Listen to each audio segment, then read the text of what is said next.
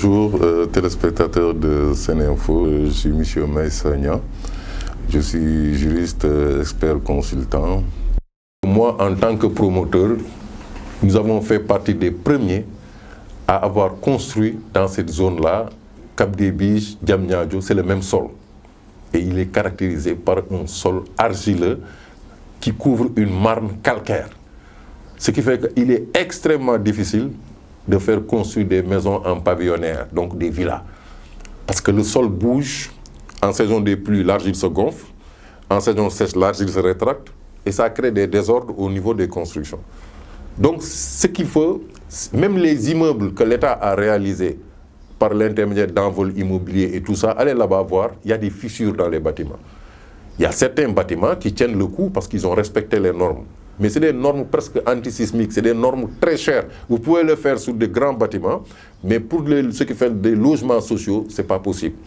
Bon, on a vu aussi une société de la place bénéficier d'un financement de plus de 50 milliards de la part de l'État, qui a fait des immeubles, mais les immeubles jusqu'à présent, ça fait plus de 10 ans, ils sont inhabités.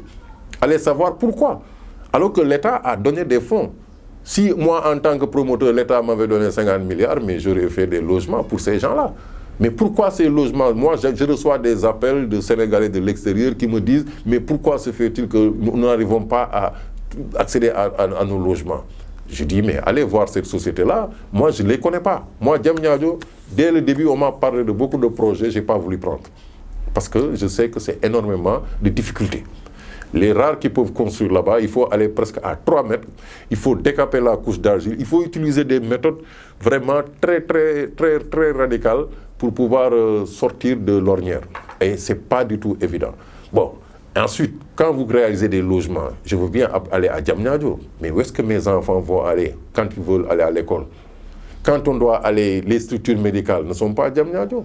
Les écoles ne sont pas à Diamniadio, les supermarchés ne sont pas à Diamniadio. Donc, quand on réalise une nouvelle ville, il faut travailler avec des aménageurs urbanistes qualifiés qui vont veiller à tout ça.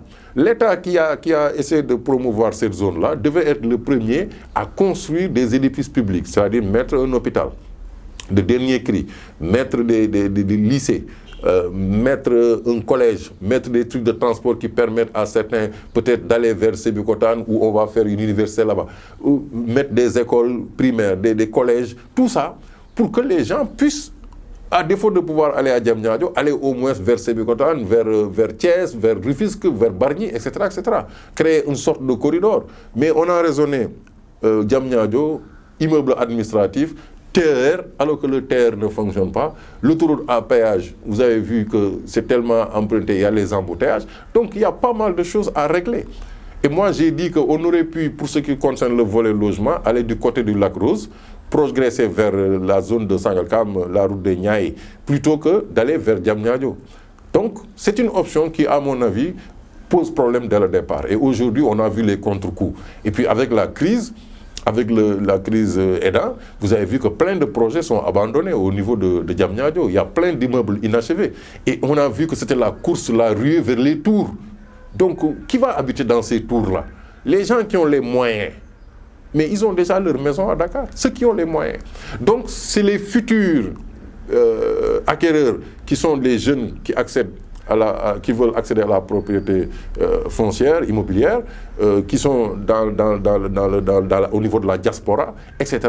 Ce sont eux qui doivent aller vers ces trucs-là. Bon, mais est-ce que nécessairement ils vont aller vers des immeubles d'appartements, tout ça? Il faut voir. Est-ce que c'est quelque chose qui répond à leurs besoins? Donc, moi, honnêtement, je n'ai pas de lisibilité sur Diamniadio.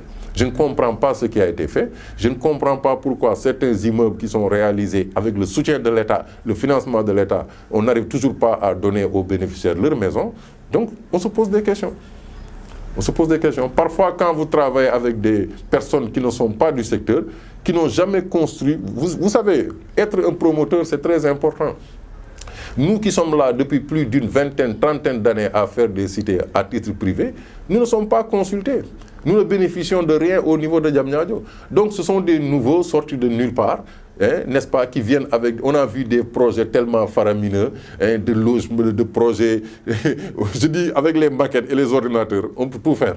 Mais réaliser, c'est ça qui est le plus difficile. Et malheureusement, on a des autorités qui croient plus à ce virtuel-là qu'à la réalisation concrète.